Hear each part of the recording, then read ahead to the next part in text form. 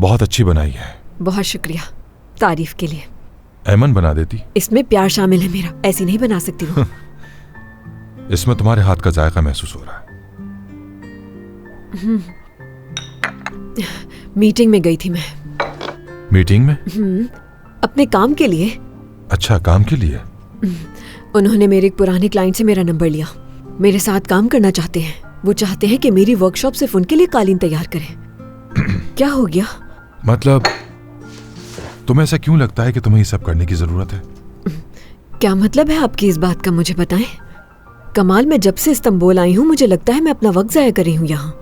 मैं पूरा दिन घर में बैठ के सिर्फ आपका इंतजार करती रहती हूँ और कुछ करने को नहीं मेरे पास। क्या आप नहीं चाहते कि मैं काम करूँ? नहीं, ऐसा कब कहा मैंने। मेरा मतलब है तुम्हें अपनी लाइफ एंजॉय करनी चाहिए।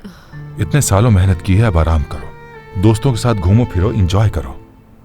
किस दोस्त की बात कर रहे हैं कमाल? मैं तो यहाँ किसी को भी नहीं जानती, कोई दोस्त नहीं मेरा यहाँ। मैं जानता हूँ कि ये सब मेरा ही कसूर है, माजरत चाहता हूँ।